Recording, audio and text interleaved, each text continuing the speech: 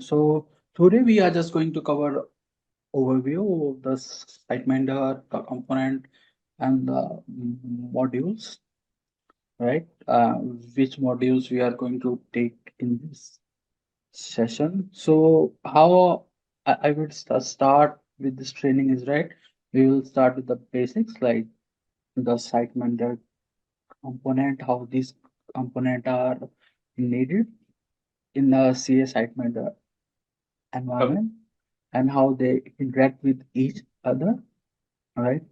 And then after that is complete, it will also release the federation part that will be 7 2.0 and the practical implementation and how that is being used nowadays, right? Mm-hmm. Uh, within different organization, and we will also have some Q&A session for the doubt clearance, right? If you have doubt on any module or any topic, right? And the commonly asked questions, which are generally used on the IAM framework, right? So Yeah, yeah, let's sure. start with the basic. So the basic thing is like what is single sign-on, right? So if we say in the layman's terms, single sign-on is a simple process by which a user, or end user will access one application using a user ID password or secure ID or key fobs or any other authentication and authorization method will access the application, right, once, and then he is allowed to access multiple application web application from the same browser. So this is a simple definition of the single sign-on. Okay, so single sign-on has like two parts. What is authentication and what is authorization? So this is mainly asked like if you go to the interview, they want to know if you understand these concepts, what is authentication and what is authorization. So let's start with the authentication. Authentication will be like if you log in, let's say you have some application A, let's call that, and you access that application, and then it prompts you to log in with some user ID and password. You provide that user ID and password. The process of validating those user ID and password is known as authentication. Means you have some credentials, valid credentials. The process of validating that will be called authentication. And the authorization part is right. Okay, you have valid user ID and password, but do you really have access, access or permission to access that page or application or a resource of that application? It will be called authorization. So one of the very good example will be like this. So you have one application A, let's call that, and you have two pages. One is called home.html. The other page is called, let's say, manager.html, right? So we have some policy placed there that home page should be every user who has valid credential will be able to access home home page of that application. So you log into that application with a valid user ID and password. You are authenticated and authorized. You will you are displayed the home page, right? But then you navigate to the manager section of that page. Let's say you click, there's some link, you click on manager, right? But it prompts you that you don't have sufficient access or sufficient privileges to access that page. You might have seen on some sites or maybe somewhere in the application. So that is called authorization. You are not authorized to access that page until and unless you have some requirement met. Maybe some group, maybe you have some special attribute to your profile, right? Or something like that. Something additional is needed. After that, you will be allowed to access manager page. I hope these two concepts are clear. Yeah, it's clear. Okay, great. So now let's see how the SiteMinder will come into the picture. So what SiteMinder is a web access management tool. We call it WAM, web access management. So it's mainly used to protect the web applications, right? So what are the major component of CA SiteMinder? First, we have the policy server. Policy server is the main brain of the CS SiteMinder, where all the authentication, authorization, all the policies, right? All the configuration will take place. That, that is the policy server. Then we have policy store and key store. So policy store and key store are the places where all this policy which you create right in the policy server will be stored. So that policy server can just go to uh, that database, or let's say if you are not using database, then you are using some LDAP directory, right? Where it can go and fetch all its objects, all its attribute, right? So that is policy store. So you can use same policy store as a key store as well. What key store is? So SiteMinder has a concept of like present key, future key, and the past key. How these keys come into the picture is like all the communication eh, which is done between different policy server. Like let's say you have two policy server, right? If they want to communicate with each other, right? So all the communication is encrypted, and all the communication between SiteMinder and this web agent, right? That is also encrypted. That is the the encryption is done with these keys. There are three keys: past key, present key, and the future key. And we will talk more about this in our upcoming sessions. And the third component we have is session store.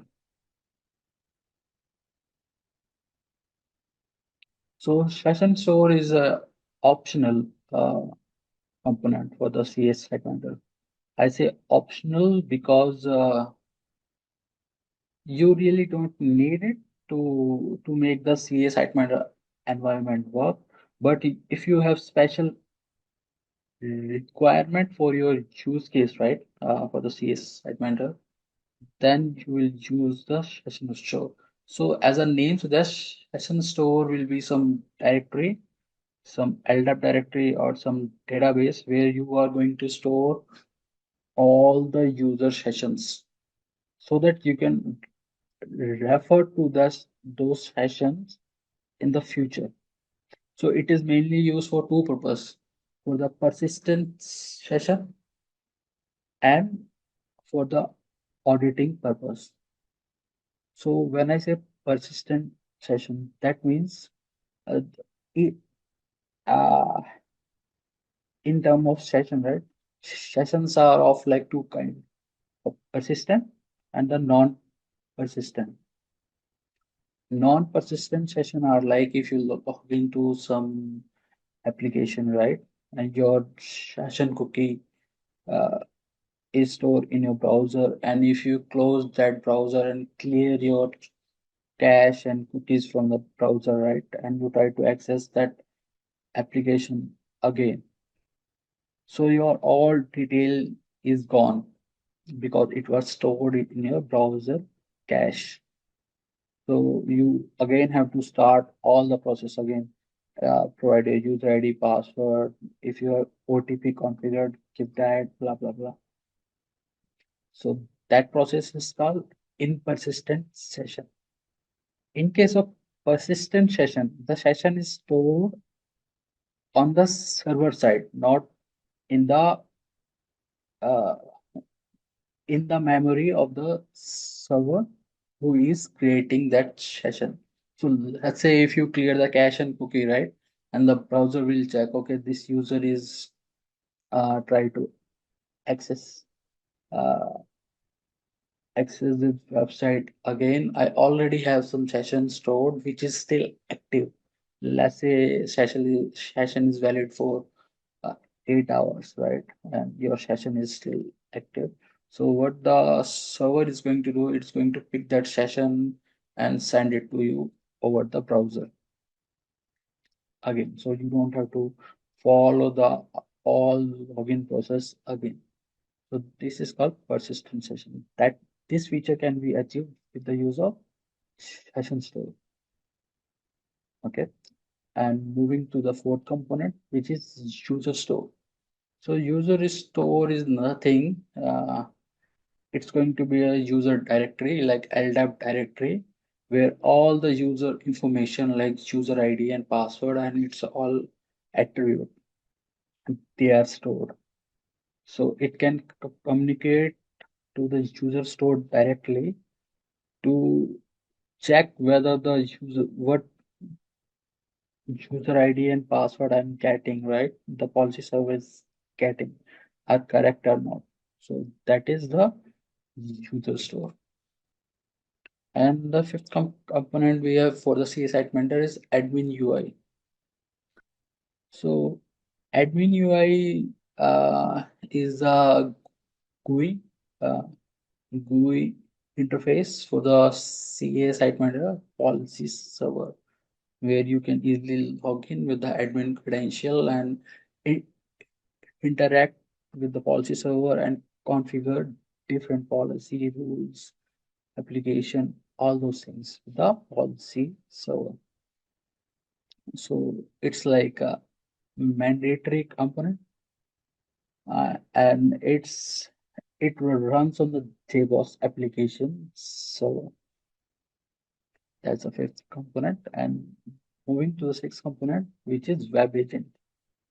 So single sign-on can be achieved like via different method, uh, like like on the basis of web agent, right? If you install some web agent on some web server, you will protect that application, and then you will trigger the authentication authorization flow, and it can also be achieved by federation as well, right? So for the federation, there are different requirement for that.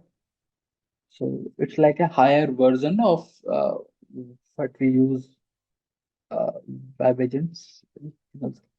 Sign on. And the seventh component is CA secure proxy.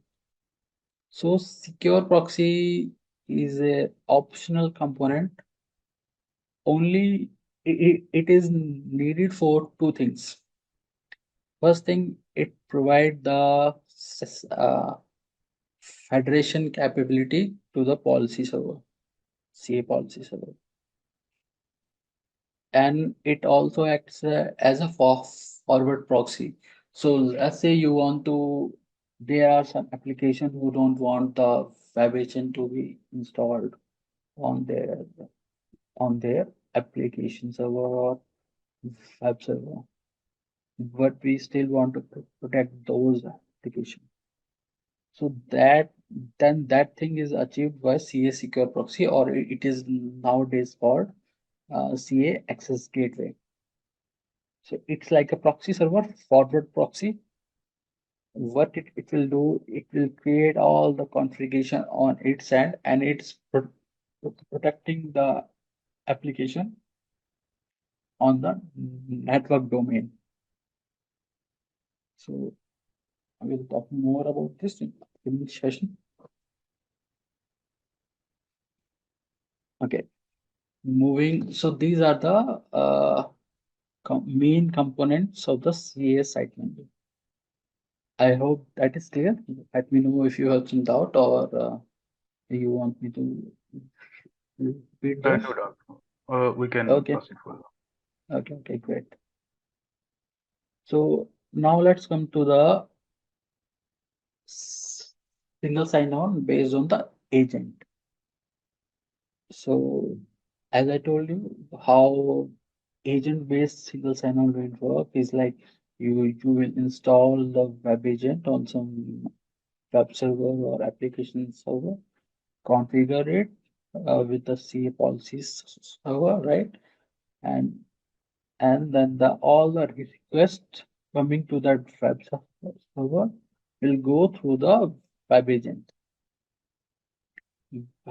and it will talk to the policies server to check all the information whether it's protected or not, all those things. But there are some conditions to agent-based single sign-on. So this is a quite common interview question as well. So they will ask you like something um, like what are the conditions for the agent-based single sign-on, or just will say, okay, I have application A, which is uh, with some web agent, and application B, and I want to achieve single sign-on between these two applications. How that can be achieved, right?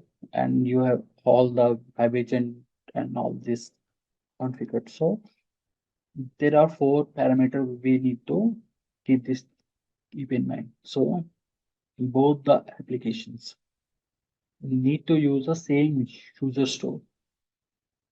That means same store where they can be used to validate the user credentials. Same store, same user store. Second parameter is both applications should be in same cookie domain. Cookie domain means, let's say I have application XYZ dot uh, dot lab.com, and then I have application B abc.lab.com. So .lab.com, right? That is a cookie domain of these two applications. So this domain has to be same. Like it it has to be two. If you configured it for two, right? The cookie domain then has to be two, and it has to be .lab.com on the both the application. Then only they can share the cookies between each other. The hashed cookie. And the third requirement is like auth scheme. Auth scheme is like authentication scheme. So each authentication will have some level assigned to it. Say, let's say 5 is a minimum, and like 100 is a maximum in CS SiteMinder. So the higher you go is the higher the level of protection level. So both the application A and application B, they need to have like a same authentication scheme. So let's say if you choose auth scheme level 10 for application A, and auth scheme level 15 for application B, but they still use the same user store, same cookie domain. The single sign-on will not work. So you will be easily able to log into the application A, but you cannot. But when you try to access the application B, right, at that time, you will be thrown the login page again because the auth scheme level is not the same. One is of lower, one is of higher. So if the auth scheme level are same, you can easily or seamlessly access both the application. So how that works is like it has to be the same or higher level auth scheme can access the lower level auth scheme application. So 15, let's say 15 can easily access level 10, 14. These it can easily access, but a lower application, uh, the application with a lower auth scheme cannot access the higher level auth scheme.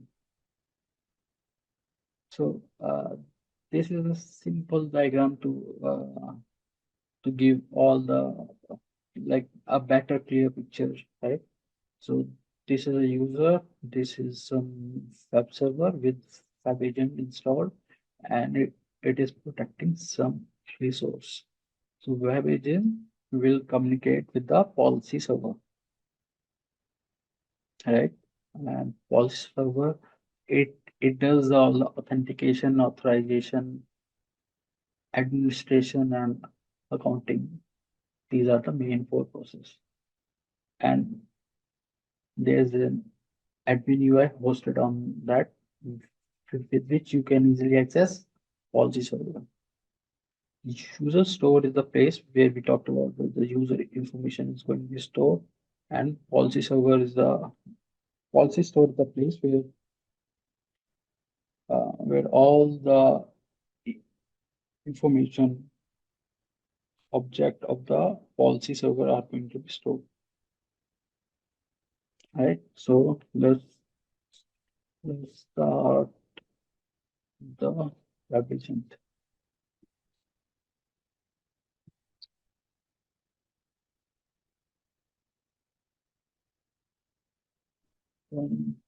Okay.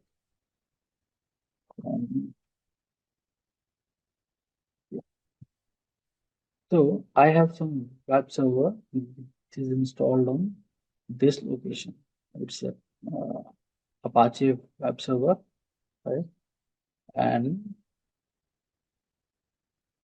okay, before coming to that, let me check the policy server process. So how we check the policy server process is like SM pol or SM policy server. This process is up. That means your policy server is up and running.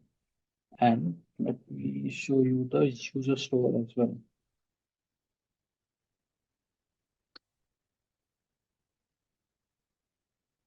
Okay, so I've created two as a like for the testing, right? One user store, one policy store. So policy store has all the information. So I'm using OOD. Uh, if you are uh, familiar with, it's like product from the Oracle. Oracle Unified Directory is a LDAP instance. So one instance for the policy store, one instance for the user store, and one policy server, and have like and one web server, Apache based. So what I have done here, like I will show you. This is the webagent.conf.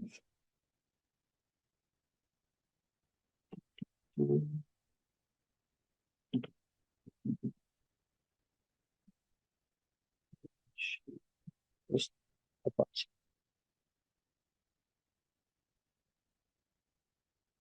Hmm. So So I've installed my web agent in this directory, web agent. Okay, here my web agent is installed and I configured it here. So let's take a look at the Apache configuration file. So when you install the web agent, right? So there are some parameters which are added to the configuration file. For example, if you see my screen here, right? It is so since this is a Apache web server, so it is loading some module which is called libmod sm24.so, and then it is passing the web agent configuration file in sm init file, right? So Apache is very standard web server used in most of the organization. So what this module does, it tells Apache that every request that is going to come to you, right? I am going to intercept that. The web agent will intercept that request and pass it to the policy server. How that is going to do with the help of this module and this configuration file, web agent configuration file. Okay, so these are the two very important parameters that are generally used or asked in the interviews if they want to like know about the flow, right? How the flow is uh, going to go from a web server to the policy server, and they expect you to explain these modules, like what this module going to do and how this how the web agent will intercept the request. So these two configuration files, with the help of these two configuration files. So let's see if our process, web agent process is up or not. So the process name is LLAWP. LLAWP is low level working agent working process. Okay, so you see Apache 24, this is the path where web agent conf is, and this is for Apache 24, it's up. Let's take a look at the webagent.com. So first first thing which we have is like host configuration file. Uh, so host configuration file is something like which webagent uses to find out where it has to communicate, to which host it has to communicate, and how it will communicate. That is the SM host. We will take a look at the SM host as well. And then we have the ACO or agent configuration object.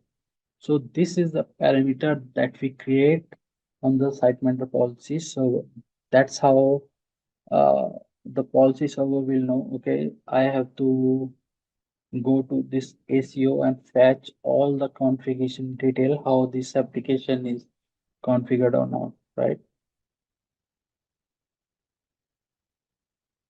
And the third parameter is enable web agent. Yes. So that means web agent is enabled on this server. If you move it to no, right, that means web agent will stop working. And this is server path, like where is the configuration path of this server. And the other important plugin is this one, lib http plugin.so. This is the plugin for the web servers, especially for HTTP. HTTPDs, that means the Apache web server. Sorry. So let's not take a look at the SM host. So in the SM host configuration file, right? First thing is like host name. This is like something we define by which the policy server will know, okay, this is the this is the host name which I have to check in my policy store. Do I have that host name or not? So this is you give the name, you can give it to anything. So I've given Apache-agent dot trusted host name. So at the time of web agent configuration, right, you give this trusted host name. Um, so then this thing is get stored on the CA SiteMinder policy store. Then we have share secret. So this is like some key, some hash value, right? Some salted hash, uh, which which is used to which is used for the encrypted communication between web agent and the policy server. So this thing can be decrypted with the use of the keys, the pass key, present key, and the future key, and enable the. So the other important parameter is host configuration object. Host configuration object, I will show you more on this. What that is, it's basically some parameter where you can define like multiple policies, server or failover configuration, these kind of things you can define in the host configuration uh, object, the policy server. So if you can define multiple policy server configuration here as well. So I only have one, so I've defined the one policy server and its port. So right now I'm using 4441, right? So there are like four ports on the policy server: 44441, 2, and 3, and 4. So each of these port have different purpose. Of 4441 is for the web agent communication, 4442 is used for the authentication, and 3 is used for the authorization, and 4 is used for the auditing purpose, like writing some logs, right, on the web server or web agent. It is done by those people. And request the timeout is like mm, number of seconds the policy server, the web agent will wait if it loses communication with the policy server, and it will try after that time. Okay, so let me open. mm,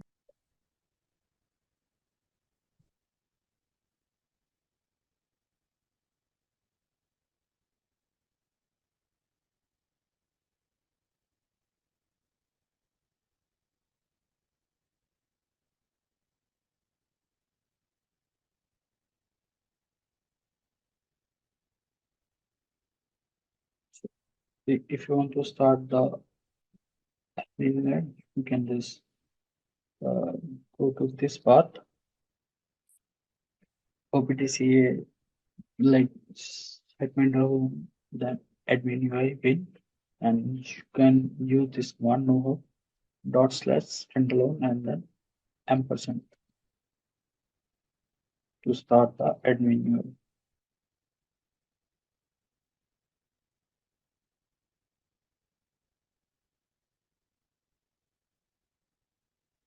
Okay, that is up. So the current version we have for the SiteMinder is 12.8.8. Okay.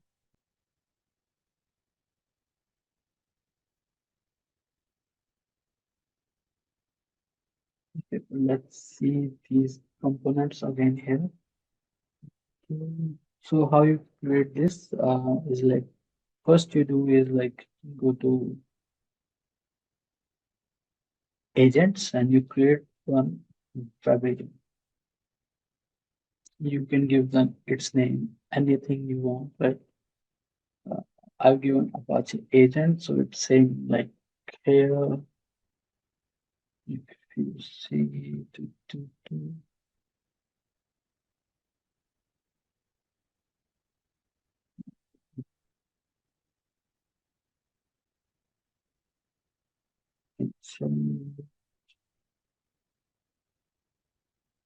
SEO is Apache tester. So you see the ACO, which was fabrication.com, is the same, which pass it here and host, first host. So you see, this is the host name which we have defined in our configuration file, host name in SM host. Same will be here. This is the trusted host name. And let's go to host configuration object. So that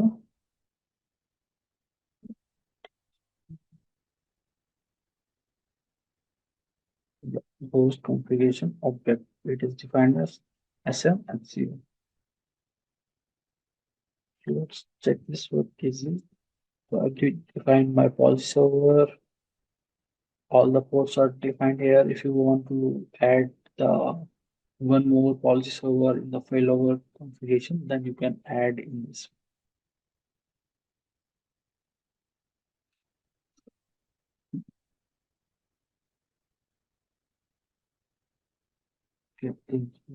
Directory. Okay, so now I've defined one user store which I'm going to use, right? So I'm using a bind account to connect to that user store, and it is LDAP. So I pass my routine here, and what is the object I want to look inside the user directory is defined here. UID is equal to ID from the login form. So this value, let's say your user ID is like XYZ. When you log in and you pass your credentials, right? So that value from your form, that login form will come here. So UID will be XYZ, and then it will try to search in this routine. If it does not find it, then we'll get some error. This is user store, and PC. Let's see what that value which I created.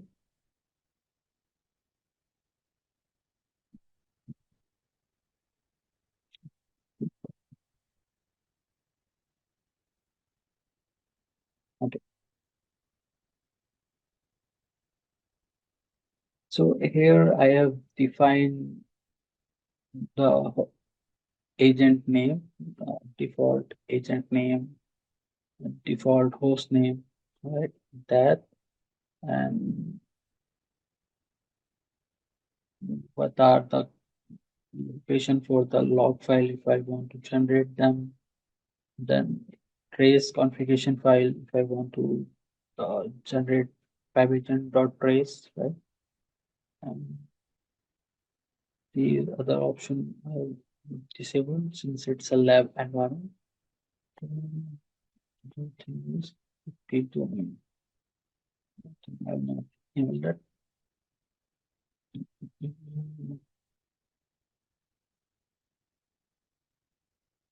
Okay, we'll go more detail on this for further sessions. host directory, and then comes to domain. So here I created some domain for application. So domain is nothing is like root configuration of some application. So if you can give it a, any name, if you expand it. So we have some tabs. So first is the user directory. Uh, when you configure some domain, right? You want to add some user directory. So this is how it will know, okay, I have to go connect to this user directory. You can have multiple user store, right? And you can connect to uh, in the user directory. In the realms, mm, so what I've done here is like I've protected the root resource.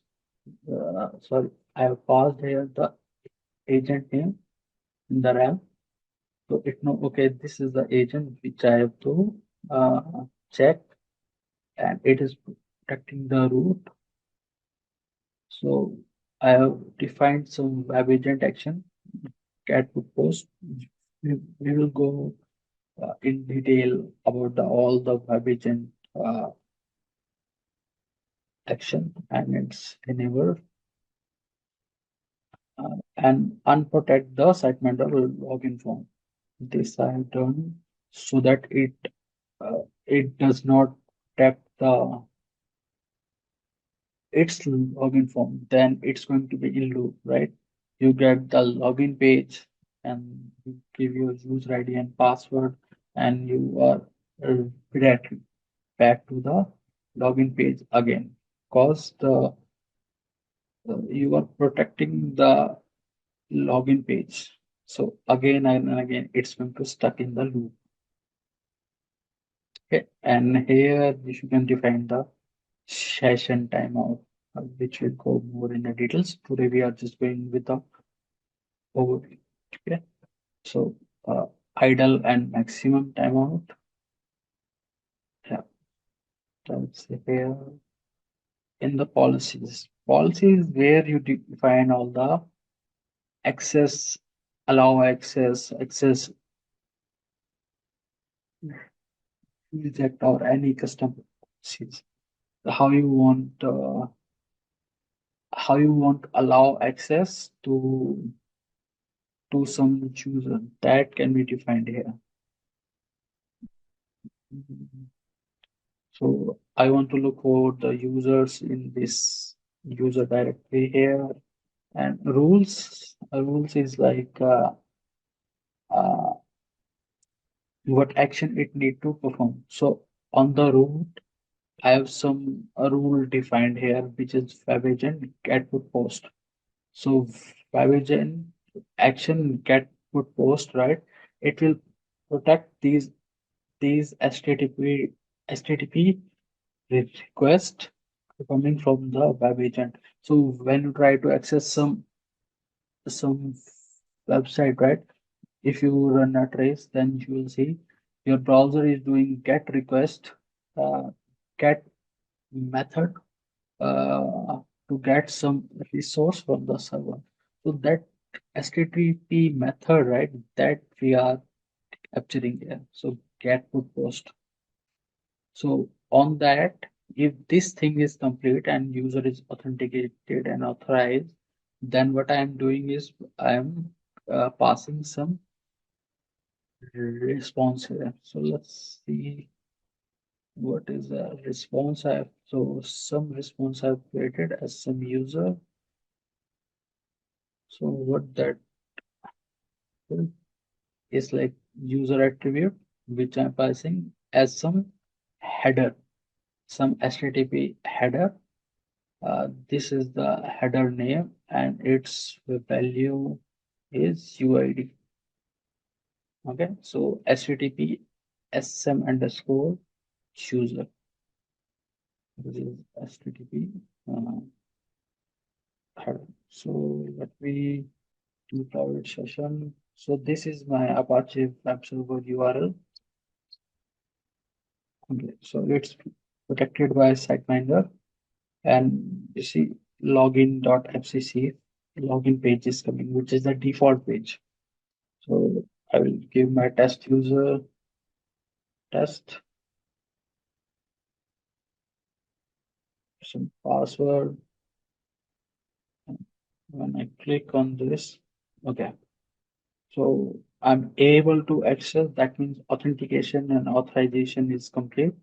And you can see once that is complete, I have this value here in my browser, SM session. This thing is called SiteMinder session.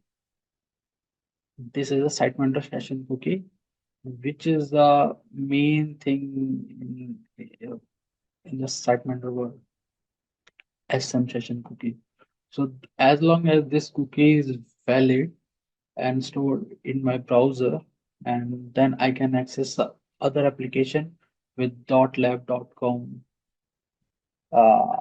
cookie domain, and if they have the same auth scheme, right, then I don't have to pass my credentials, and what it will happen, right? The web agent flow will kick in, which is something like that.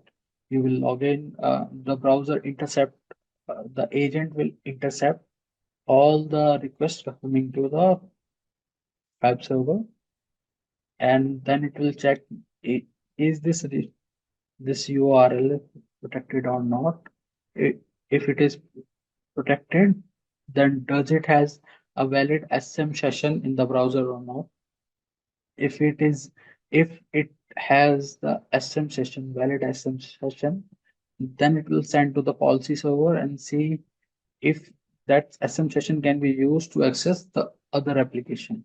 The policy server will do all the validation in the background, and then it will say yes to the web agent, and web agent will allow the access.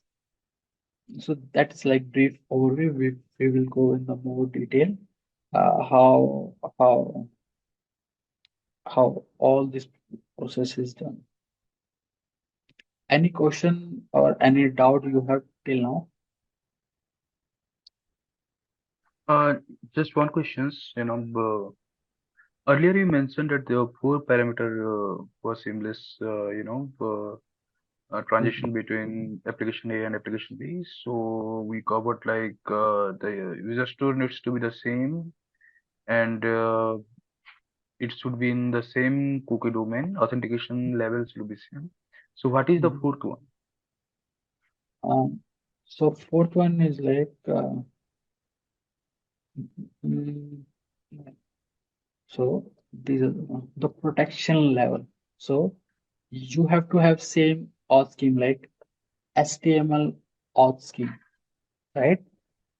Okay. There are like basic authentication scheme, then your HTML, then your special HTML adapter, then you have JWT, JSON Web Token, right? So you have different option, what kind of auth scheme you want, right? But it has to be the same between for two application. So you cannot use something like, I'm going to use a basic auth scheme for application A, but I will use the HTML auth scheme for application B. Then it will break down. The flow will break down here. So you need to have same time of authentication scheme. Let me quickly show this to you. Think here. Yeah. The structure, authentication, auth scheme. So you see, I have some basic one and HTML. If I go to create some auth scheme, uh, click a new. You see, I have multiple type of auth scheme. So from basic to impersonation, multi-factor, OpenID, SAML, secure ID, blah, blah, blah. So this has to be the same. So let's say if you use HTML form template, right? This template has to be same between the two application. And once that is same, then it has the protection level, right? So this protection level has to be the same.